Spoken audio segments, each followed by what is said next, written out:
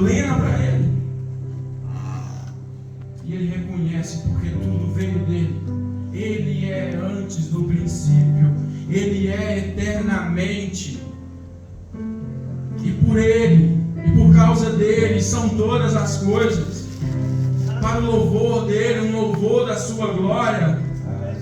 A pessoa bendita do Cristo. Tudo tem ele, tudo tem ele. Ele estava no princípio com Deus. E por causa dele, todas as coisas, por meio, por intermédio dele, todas as coisas foram criadas.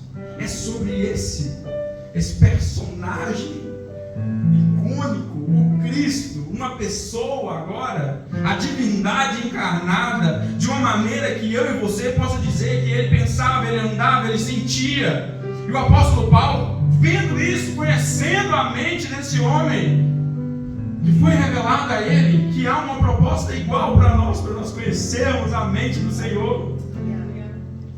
Ele fica maravilhado, e da boca dele sai um intento, algo que não se segura, espontâneo, mediante a glória. E ele diz: que coisa maravilhosa. Aleluia. Sobre isso que nós queremos falar essa noite. Amém. Sobre isso. Glória a Deus. Aleluia. Tem uma passagem ali em João 1,16, vou ler para vocês rapidamente. Diz assim: todos nós recebemos da sua plenitude graça sobre graça. Aleluia.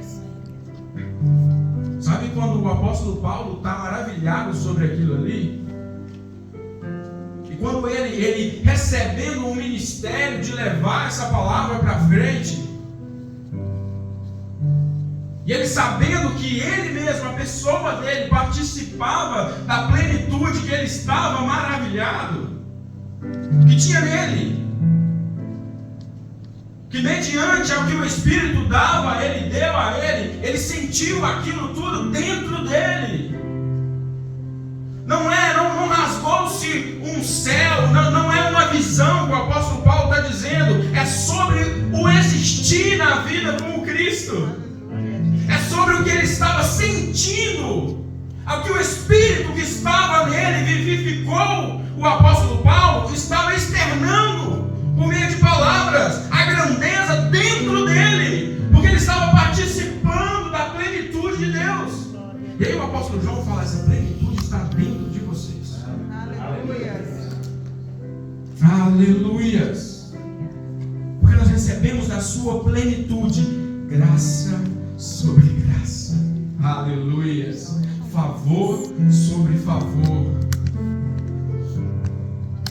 Sabe o intento do Cristo? De nos fazer participantes, de não nos deixar de fora disso, de não nos ocultar isso, de não ocultar de nós o amor. Ele é. Acompanhe isso comigo. Ele é, partindo de um princípio de eternidade, pleno, completo, não estava em falta de nada. E ele decidiu nos fazer participante dele, nos fazer participante dessa glória, dessa plenitude, para que não houvesse em nós falta alguma. Aleluias, aleluias, aleluias.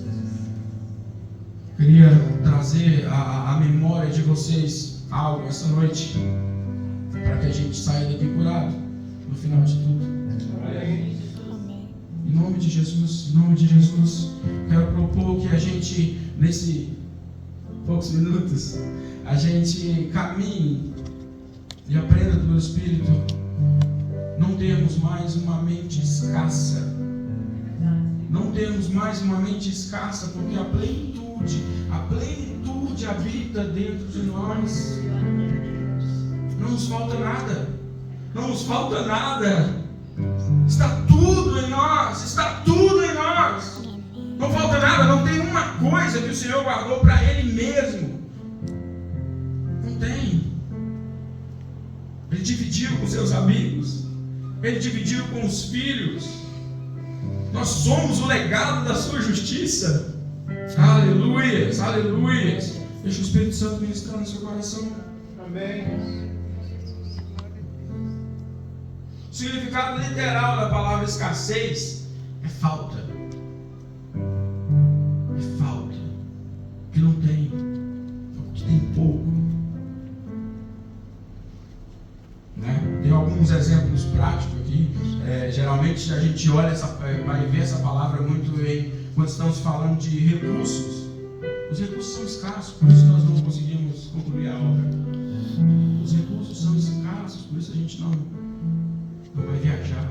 A família não vai viajar esse ano, porque os recursos são escassos. Ou por uma escassez de uma água de alguma região ali, precisou fazer um racionamento, né? Sempre que você vir essa palavra escassez, vai haver também uma limitação. Não se esbanja o que é escasso, e não se abunda no que é escasso. É impossível, você não pode. Se você tem uma caixa d'água, e só uma caixa d'água para você passar um mês é suficiente para passar um mês, você não faria dela uma piscina. Não faria dela uma piscina, porque não faz sentido. Estaria desperdiçando a água de tomar um mês inteiro. Por isso que essa questão de escassez é muito importante, para nós sermos libertos disso de uma vez por todas. Nós não estamos vivendo em escassez. É uma falácia. Isso não é verdade. Não é para nós. Não é para nós que estamos em Deus. Não é para nós. Isso não tem nada a ver conosco. Nada a ver. O Senhor tem uma promessa. E a promessa do Senhor, eu gosto muito de dizer isso, a promessa do Senhor é um sim e um amém. Ela não vaga. Ele não lança as suas palavras para depois ver o que ele vai fazer com isso. São decretos dele. Já aconteceu. Eu estou falando de um Deus de eternidade, eterno, que contempla todas as coisas. As suas promessas, as promessas que o Senhor tem sobre as nossas vidas, já aconteceram. Elas já aconteceram. O Senhor já contemplou tudo isso nas nossas vidas. Porque Ele mesmo as determinou, e uma vez lançada, Ele não volta atrás. É de um Deus imutável que nós estamos falando, onde a nossa fé está baseada, onde a nossa fé está fundamentada. Não volta atrás. Ele não nega a si mesmo, e Ele é imutável. Aleluias, aleluias. Oh, aleluias. Obrigado, Jesus. Aleluia. Por isso que é sempre importante a gente levar em consideração não apenas o que nós conhecemos, do que nós podemos em Deus. Sabe, porque sobre o que eu estou falando com vocês aqui hoje, muitas dessas coisas nós já ouvimos. Muitas dessas coisas nós já ouvimos. E o que interessa é que pelo excesso delas não é suficiente. Pelo aprendizado não é suficiente. Eu não posso pegar todo esse conhecimento de tudo que a gente tem aprendido junto e ir trocar por tirar de vez a escassez da minha vida. Eu preciso deixar que o Espírito Santo de Deus entre num lugar que a minha voz aqui, o Reilan dizendo para vocês, não tem capacidade.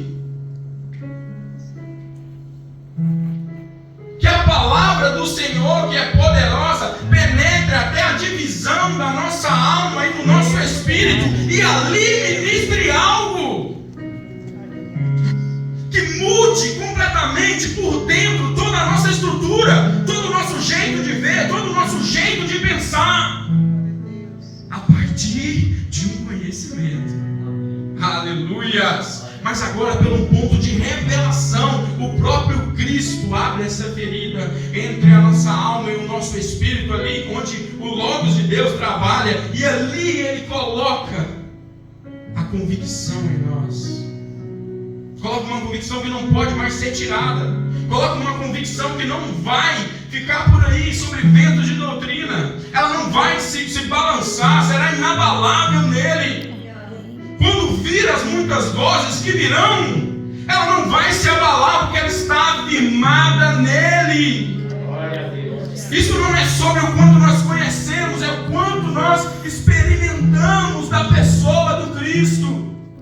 Quando nós mergulhamos na plenitude do Cristo, Ele tira o que havia de nós mesmos, tira a bagagem cultural, tira o que nós entendíamos, tira a nossa compreensão humana e troca pela revelação do Espírito. E isso sim é capaz de sarar as nossas vidas e definitivamente não haverá mais falta em nós. Muito mais do que a palavra de que vocês são plenos. Muito mais. Porque agora, experimentando dele, oh aleluia, nós estamos fluindo. Nós começamos a fluir. Nós nos preocupamos mais onde essas águas estão nos levando, onde essas correntezas vão nos levar, porque nós conhecemos aquele que é o dono da água. Nós conhecemos aquele que é o dono, quem governa a nossa vida, quem governa tudo. Nada foge do controle do nosso Deus. Meu pai me ensinou um princípio há uns anos atrás. Ele disse: se nós não pudermos compreender muitas coisas fugir à compreensão, e por, não sei, talvez a gente não teve uma oportunidade boa e não consegue acompanhar algumas coisas, e tudo bem, não se sinta mal por isso. Ele me dizendo: mas quando você colocar o pé do lado da sua cama, quando você acordar de manhã cedo, pise no chão com a convicção que há um Deus que controla o universo inteiro, e é Ele que cuida da sua vida. Aleluias! Aleluias! Você vai sair de casa imbatível. Você vai sair de casa imbatível. Nada é capaz de te parar. E isso é para nós que somos filhos dele. Isso é para nós. Oh, aleluias! É algo que muda as nossas vidas. Nós não precisamos de grandes coisas, ou talvez uma grande palestra, para que, pelo intensivo do dizer, a gente aprenda. Tudo bem, isso é importante. Eu concordo que é importante falar sobre isso, aprender sobre isso.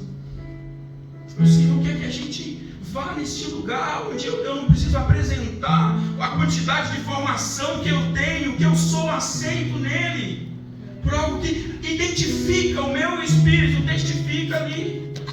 O Espírito do Senhor testifica comigo que eu sou filho. Aleluia. Aleluia. Glória a Deus. Aleluia. Efésios 1:3 diz assim: bendito seja o Deus e Pai do nosso Senhor Jesus Cristo, que nos abençoou com todas as bênçãos espirituais nas regiões celestiais. Essa é a citação de Paulo aos Efésios, começando a escrever aos Efésios. A única coisa que ele faz é saudar os irmãos ali em Éfeso. Que a graça do Senhor seja com vocês. Que bom que vocês estão aí firmes. Muito bom que vocês sigam nessa caminhada. E aí ele começa a dissertar. Tem um intervalo e ele diz: vocês foram abençoados com toda sorte de bênçãos espirituais. Toda sorte de bênçãos. E vocês foram. Por isso que não há um intento do Paulo dizendo: sejam abençoados. Sejam abençoados. Vou orar para que vocês sejam abençoados. Ele chega dizendo, a partir do que ele experimentou de Deus, e disse: vocês são abençoados. Vocês são abençoados. E ele traz cativo a consciência do pessoal de Éfeso, para que eles vivam a partir disso.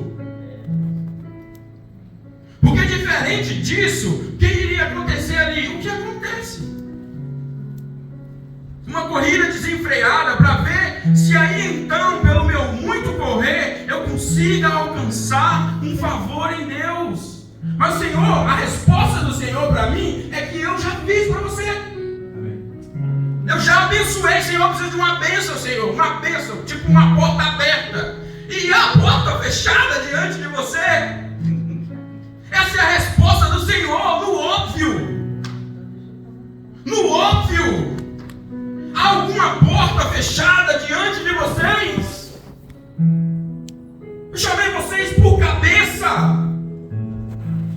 Fui eu que estabeleci vocês. Fui eu que firmei vocês.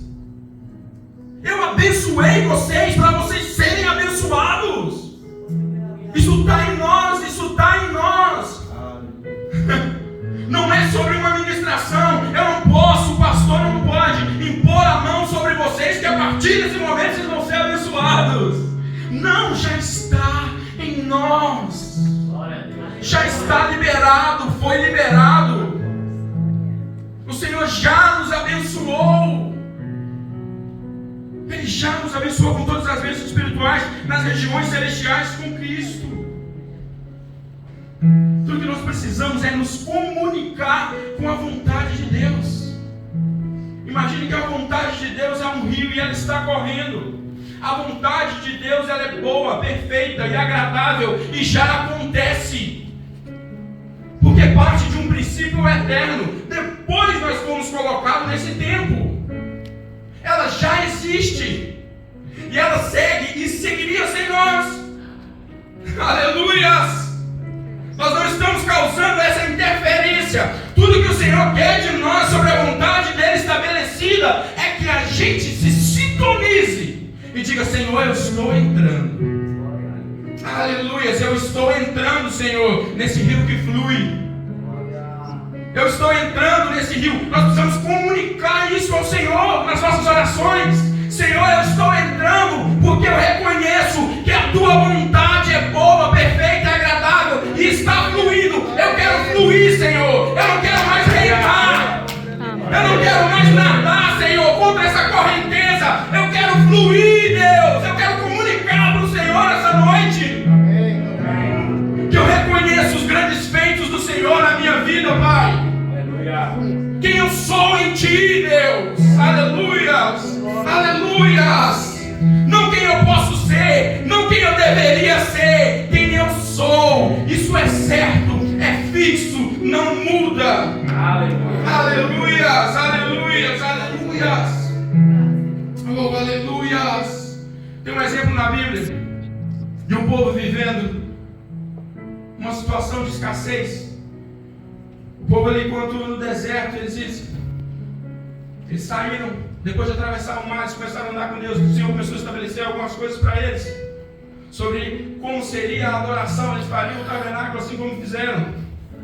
E eles começaram a andar com Deus. E a partir de um momento ali, eles se acostumaram a andar com Deus. E eles tinham Deus ali, havia uma coluna de fogo. Deixa a sua mente te levar nisso. Havia uma coluna de fogo durante a noite e uma nuvem durante o dia, para que o sol não os castigasse e nem o frio os assolasse. Diante disso, diante dessa manifestação de Deus ali com eles têm algo para reclamar ao Senhor. Sabe?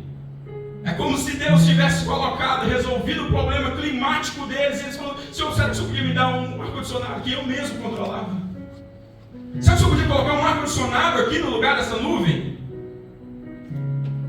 Ou um aquecedor? Eu não sei, eu não gostei do modelo.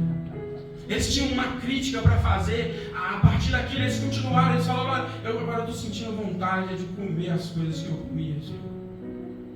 Eu sinto vontade de comer. E havia cebolas ali. Havia cebolas. A crítica deles ali sobre o que eles queriam eram umas cebolas que tinha ali no Egito. E não tinha ali, lógico, no deserto.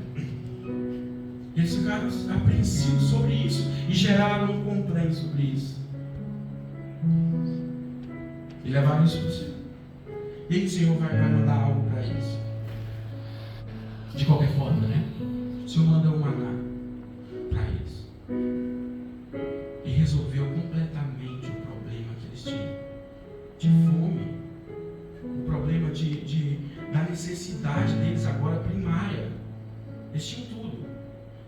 roupas deles não envelheciam.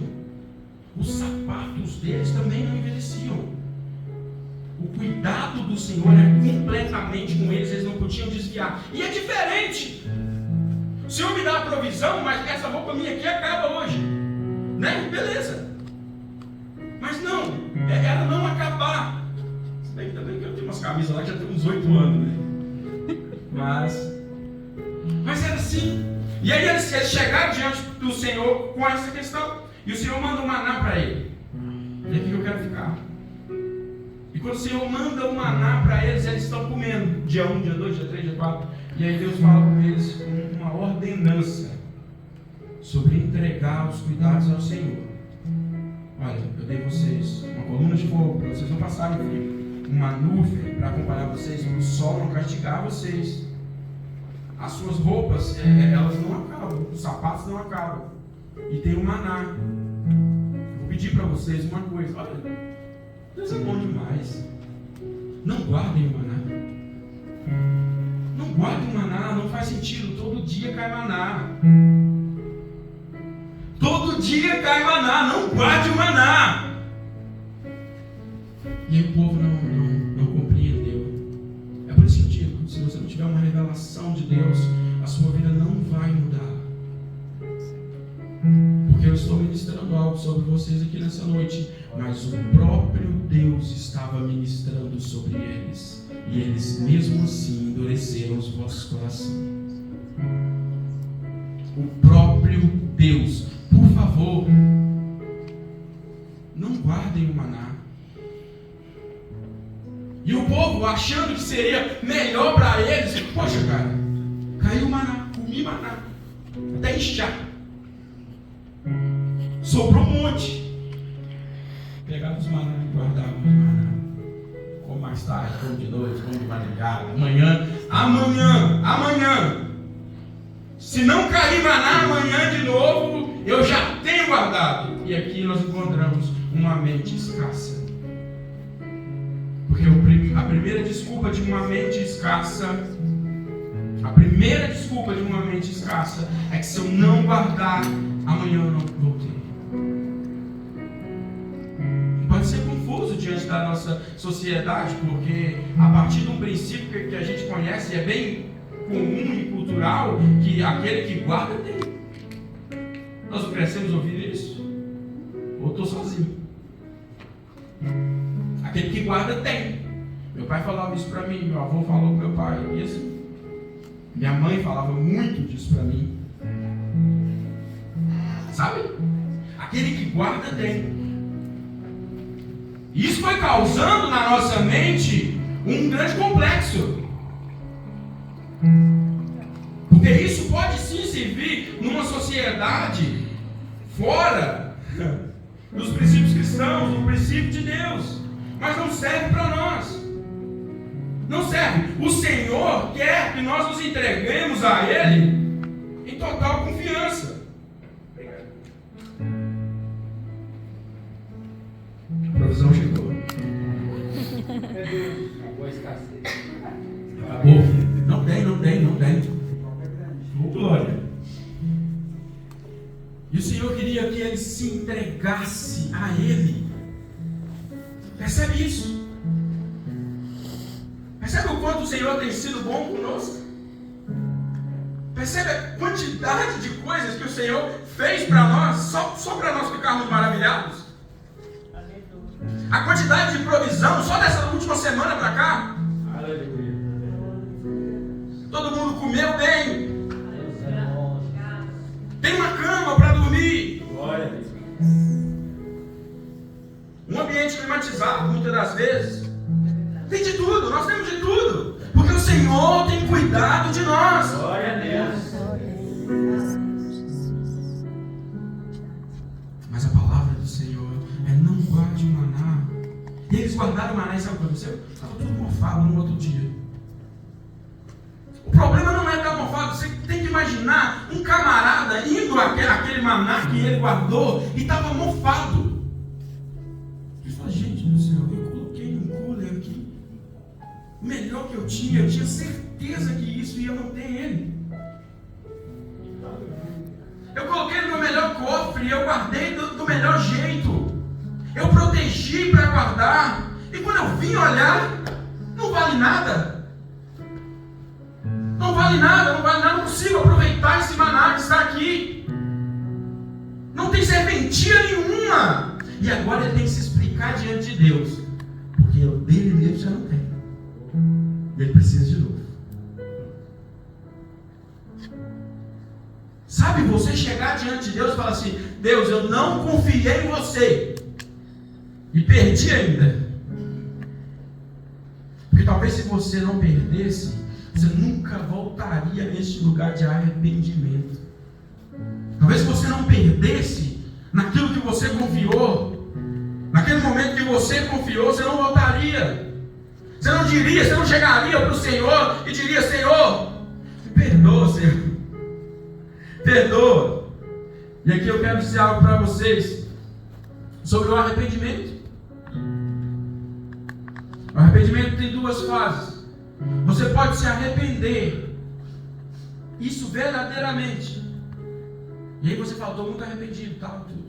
Só que uma fase do arrependimento que ele não atinge o coração de Deus é porque você está se arrependendo de você mesmo, de um orgulho ferido. Porque você não queria errar, você é bom demais para errar. E você vai se policiando na sua vida de uma maneira que tipo: eu não posso errar, eu não posso errar, não posso errar. E vai construindo essa persona em cima disso. Eu sou inerrável. Eu não erro. E aí quando você erra, destrói o castelo das ilusões que você tinha construído. E aí fere o seu orgulho, e nesse momento você se arrepende. Mas isso não acerta o coração de Deus. O que acerta o coração de Deus é um arrependimento que te faz voltar para a vontade, que te faz voltar para aquele rio que está fluindo. Senhor, eu me arrependo de ter cortado a conexão. Eu quero voltar. Porque é isso. Nós falamos sobre isso ontem na sala de oração. Pastor Joel, me escute mais um pouco. Mas Jesus ali no Getsemane, quando ele estava passando aquela angústia suprema, tem muitas pessoas que entendem de um jeito muito errado aquela expressão. E eu já vi pessoas dizendo que Jesus queria realmente desistir. Jesus queria desistir. Quando ele fez uma oração por 3 vezes ao Pai, se fosse possível, passasse dele aquele cálice, sem que ele nem bebesse. E aí ele começa a suar sangue ali no jardim, num momento de angústia suprema. E ele faz essa oração para Deus: se for possível, passa de mim esse cálice. E aí no final de tudo ele diz: mas se não, que em tudo seja feita a tua vontade, não a minha. E as pessoas entenderam assim: poxa, Jesus quase desistiu, hein? Como se fosse possível. A citação de Jesus não foi que os romanos nos prenderam. Não foi que eles pegaram ele, que ele estava fazendo uma coisa e por pouco não concluiu porque ele foi preso. Não. Ele mesmo se entregou. Ele entregou porque ele quis. Ninguém tinha o poder suficiente para prender Jesus, para matar Jesus. Ele se entregou. É sobre esse homem que não negaria o propósito por nada. E dando sequência, ele vai ali para a cruz e morre. E ele diz uma citação que nos leva de volta a outra: Pai, por que me desamparaste? Jesus nunca pensou em desistir. Ele, conhecendo todas as coisas, ele estava diante de cumprir um propósito determinado na eternidade. E naquele momento, tudo que Jesus não queria era ficar desconexo com Deus. Ele não queria ser desconectado de Deus. Foi por isso que ele queria que passasse o cálice. Nem por um momento ele quis ficar desconectado com o Pai.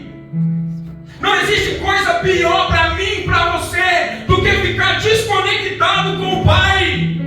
Não há vida fora dele. Nele habita toda a vida e toda a plenitude.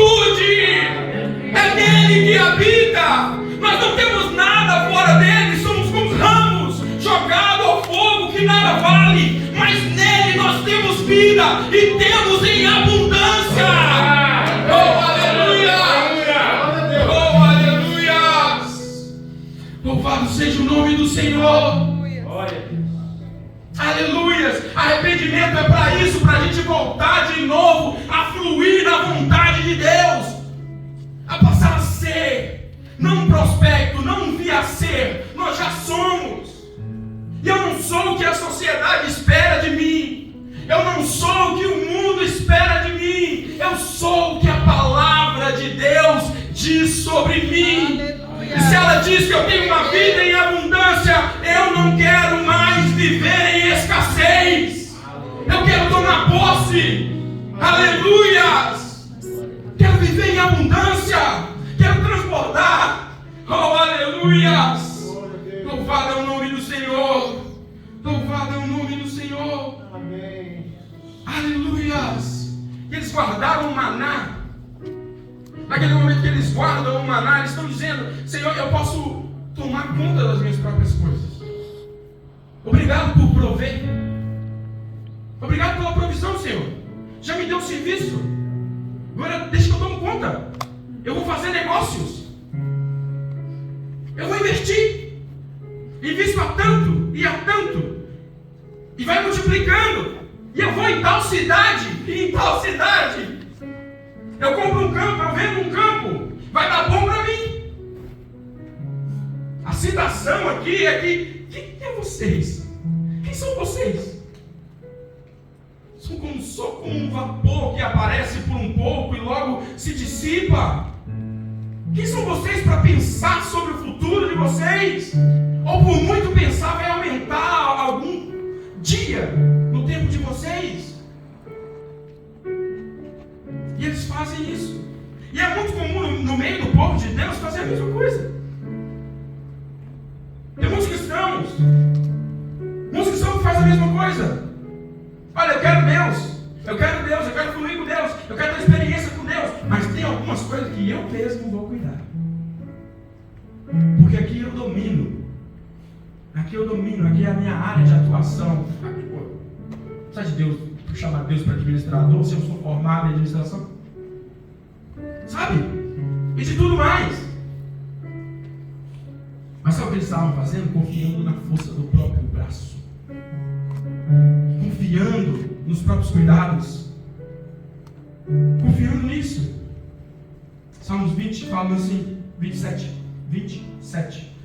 Diz assim: alguns confiam em seus carros e outros em cavalos, mas nós confiamos no nome do nosso Deus. E eles vacilam e caem, mas nós nos erguemos e estamos firmes. Aleluia. Porque nós sabemos em quem nós temos crido. Nós sabemos em quem nós temos depositado a nossa vida, depositado tudo que nós temos, tudo que nós somos. Você começa a entender. Comece a entender como isso vai nos cercando. Porque o apóstolo Paulo falou ao princípio: quem primeiro deu ao Senhor alguma coisa, para que então seja retribuído. Você entende que você não tinha nada para dar ao Senhor? Nada para dar a Ele em troca. Quando o amor do Senhor nos alcançou, nós nem sabíamos que era possível ser amado. Porque nós estávamos mortos segundo os nossos próprios delitos. E não havia nada em nós de bom. Mas o Senhor nos encontrou, né, nessa hora. O Senhor avivou as nossas vidas. Nos deu uma nova vida. Nos encheu de esperança. Nos enxertou nele para que nós pudéssemos frutificar. O que nasce de um pé de árvore que está morto? Qual a impressão que se tem quando se passa por uma árvore, uma planta que está morta? Quem fala: que lindo esse tronco que está morto? Que tronco lindo morto, rei? Nada. Mas agora nós estamos enxertados nele, na videira verdadeira. E é Ele folhas que têm nos atrapalhado. É Ele. Para que a gente chegue num tempo próprio, oportuno, e dê os frutos da parte dEle. Porque nós não podemos fazer nada por nós mesmos. Por isso nós estamos nele. É por isso que nós entregamos todas as coisas para Ele. Porque dele, por Ele e para Ele são todas as coisas. Aleluia, aleluia. Aleluia. Existe também muitos cristãos. Isso é uma coisa que vai assolar a vida das pessoas. Dos casos do percentual, uma estatística, na verdade, porque os casamentos se acabam, mais de 70% das vezes está relacionado com a área financeira. Sabe, tem muitas pessoas que elas vivem muito bem quando tudo vai bem. E reflete isso para as relações. E é muito triste, eu diria, que ver que há muitos cristãos que têm dificuldade em área financeira. Preciso dizer algo para vocês. Toda vez que nós não falarmos de uma coisa, deixar guardadinho, só na caixa do que eu resolvo, nós vamos ter dificuldade. Eu sei que culturalmente, né? Tem uma má fama sobre finanças em igreja. Eu me salvo numa certeza. O Senhor ministrou algo no meu coração. Não há nada mais importante que você estar numa igreja local, conhecer os seus pastores, conhecer as pessoas, os irmãos que estão junto de você, discernindo realmente o corpo, porque isso vai fazer da gente forte. E nós não vamos ter essa distância para falar das coisas e tanto receio.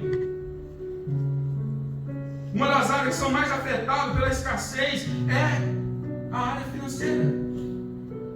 Na nossa vida, o Senhor nos prosperou, Ele nos fez prósperos. E mesmo assim tem pessoas que vivem em situação de misérias e se declaram filhos de Deus. Adversidades acontecem, crises acontecem, mas a plenitude do Senhor sobrepõe todas essas coisas. Sobrepõe. Aleluias.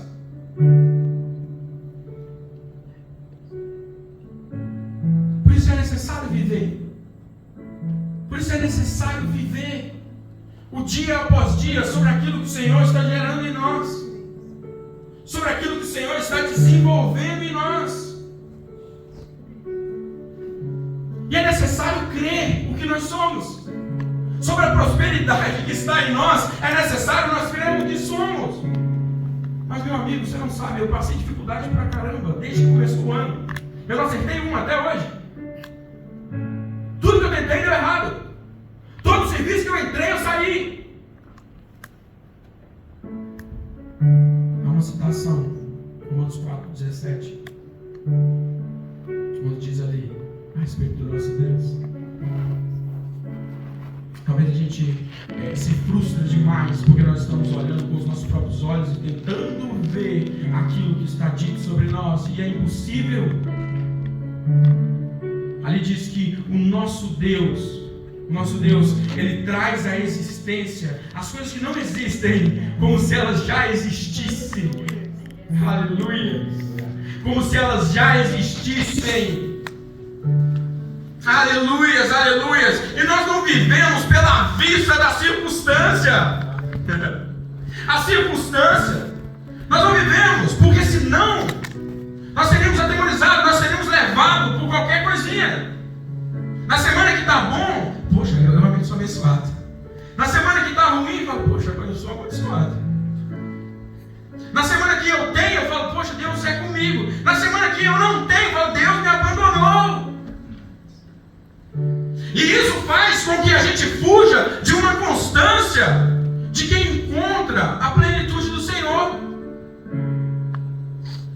Ele é conosco, nós somos. E isso é para todos os dias. No dia mau, Ele é o nosso Deus. No dia bom, Ele é o nosso Deus. É Ele que tem provido. Aleluias! Aleluias!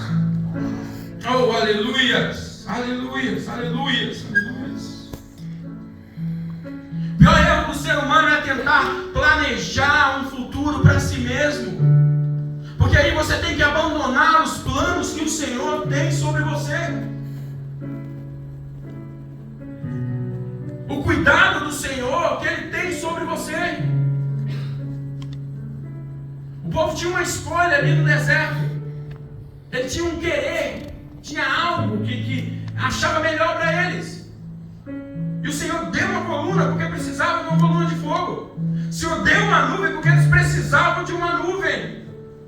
Porque os pensamentos do Senhor são melhores do que os nossos. Então a pior coisa, o pior tipo de condenação que a gente pode trazer sobre nós mesmos é tentar viver segundo a nossa vontade. O apóstolo Paulo fala em Romanos que uma vez que eles não adoraram a Deus como Deus, ali no Romanos 1, e aí tem uma citação do próprio Deus ali, em revelação ao Espírito, o apóstolo Paulo diz que o Senhor os entregou a própria vontade, como um castigo sobre o povo, entregado à vontade. E hoje tem muitas pessoas tentando viver a própria vontade, e a própria vontade, segundo Deus, é um castigo para nós. A única salvação, o único jeito de se salvar realmente é viver aquilo que o Senhor tem para nós, aquilo que o Senhor fez em nós, aquilo que o Senhor fez por nós. Aleluia. Aquilo que o Senhor diz sobre nós está determinado, aquilo que não vai mudar segundo a circunstância que a gente está vivendo. Não vai mudar se temos tudo ou se temos nada. Porque até o tudo e nada é segundo a nossa perspectiva. Porque em Deus nós temos todas as coisas. Aleluia! Aos olhos do Senhor nós temos todas as coisas. Aleluias, aleluias. Só há um jeito de nós salvarmos as nossas finanças. Só há um jeito de nós salvarmos os nossos cuidados. Só há um jeito de nós nos salvarmos se nós depositarmos tudo no Senhor. Depositar no Senhor. Sabe, existe um exemplo sobre filantropia e amor. É certo que alguém passando por alguém necessitado, que tenha fome, que esteja morrendo de fome, literalmente, vai acontecer em você e em mim algo que nos constrange o nosso ser. Então nós somos tomados por aquele constrangimento que nos leva a ajudar aquela pessoa. E isso parece que é uma coisa muito boa. É boa no final, mas o motivo é errado. É um motivo errado. Isso é uma filantropia. Minha barriga está cheia, até estourando, e aí então eu consigo ver. E sem contar que eu não consigo ver necessidade se alguém não morrer de fome do meu lado, porque eu criei uma régua. A menos que morram de fome do meu lado, eu não consigo ser bom. Isso tudo é sobre filantropia. Mas o amor, ele sobrepõe tudo isso. O apóstolo Paulo fala sobre isso. Se eu vendesse tudo que eu tenho, e se eu vendesse tudo que eu tenho, e se eu desse tudo que eu tenho aos pobres, em doação, valeria alguma coisa? Não. Porque se não tivesse amor, de nada valeria. Porque o amor, ele não busca os seus próprios interesses. Então nós fazemos aos outros e depois a nós mesmos. Isso é o convite do Cristo. Porque quem entrega não está pensando em si mesmo. Não foi o que Cristo fez conosco. Jesus não tomou sobre si cuidados. Ele não tentou se livrar da morte. Ele não tentou se livrar da humilhação que ele passou. Riram na cara dele, tiraram a sua roupa, bateram.